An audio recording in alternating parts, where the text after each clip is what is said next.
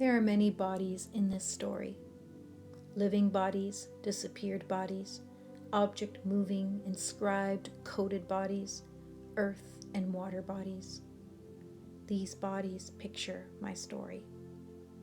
This story begins with my unsettled self, located, situated in a complicated and colonized place in justice at every turn. Trying to be a good ally, I say. You don't get to decide that, I'm corrected. Can I be a helper then? I ask. Yes, you can help. An elder's instruction rings in my ear. Stay out of our culture. Instead, help us with the issues. We need clean water, she says. We have too many Indigenous folks in prison. Our babies are taken from us and given to white families. We have many young people in our communities who don't want to live. Many of our women and girls are disappeared or murdered. As an artist, educator, and activist, I want to take up these difficult issues by starting with situating people's hearts, minds, and bodies in time, space, and the material.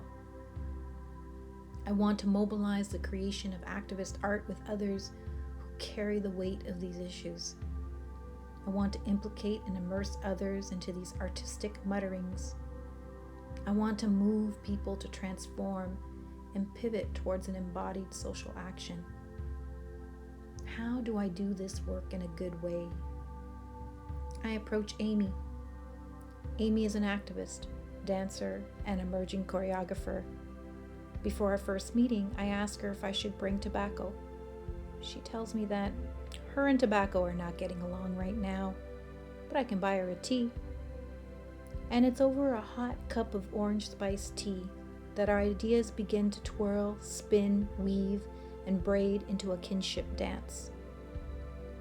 Together, we take up the issue of violence against Indigenous women and girls. Jamie Black's Red Dress Project comes up as a catalyst for thinking about using an arts-based approach.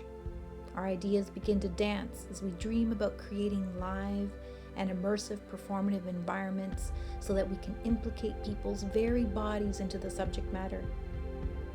As I begin to work with Amy, I am mindful of my age. I am much older.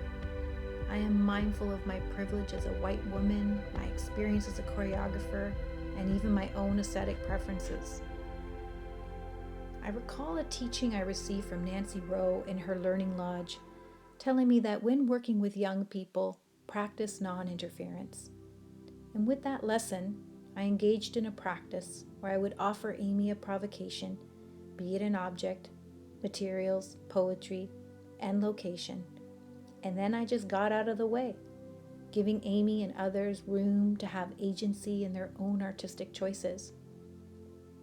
One provocation I offered was a white wedding dress. I told her the story of Teresa Margolles, a Mexican-born contemporary artist who works with community members, difficult subject matter, and provocative materials. On one such project, Teresa invites a group of women to perform acts of resistance on a blood-stained sheet which once wrapped a murdered woman's body.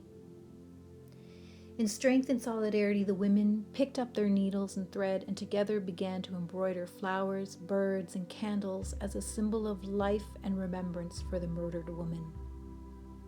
I asked Amy if we could take a similar approach with the white wedding dress. What acts of resistance could be performed on this colonial artifact? Amy, along with 2 other Indigenous women, picked up their needles, thread, and beads and went to work. This was our process throughout. I would offer Amy a provocation or a prompt, and then let her respond and create in her own time and space. Eventually, we brought the work on site, on the land, which was intended to be another source of inquiry.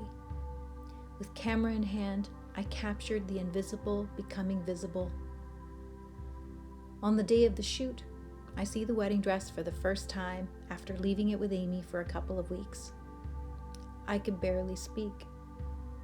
I noticed in fine red thread the name Loretta. I asked, "Who is Loretta?" Amy said, "She is my cousin." she was murdered. We mostly worked in silence that day. With long pieces of red yarn, I embroidered Amy into the forest, her lifeline extended to the trees. The trees, the earth, the breeze, and the water nearby singing their chilly presence into our process. She began to move a poem that had given her weeks before. Myself and a friend witnessed and captured in silence. Amy's dance, her resistance, her resilience, her strength. Since editing those images into a short video, I've had an opportunity to screen it and explore ways of implicating people's bodies into the work. One way I implicate people's hearts, minds, and bodies into the subject matter is to give them pieces of red molding clay. I ask them to sculpt the images still resonating, and to let the articulations of their hands in the clay lead their thinking and response. Sculpting, I notice, allows people to suspend judgment about the aesthetics of the work. There is a greater attention to the subject matter itself. After thinking with their hands first, the conversations that follow are profound. Another strategy I have used to implicate people into the subject matter is curating a site-based exhibition and inviting people to have a sensory experience with the situated objects themselves. To prepare the exhibition site, I invited Amy to bring her medicines and to hold the space with me. I continue to explore the visual, material, and affective possibilities of the objects by situating them into sites of interest and photographing them. My pedagogical reflex as an educator and desire to help continues to fuel an iterative process with this subject matter. Amy and I continue to meet over a cup of hot orange spiced tea. Our chats twirl, spin, and weave into the possibilities of future creative, activist, and pedagogical endeavors together. We also just talk about life, making the world a better place, and crappy boyfriends. Amy and I have become friends.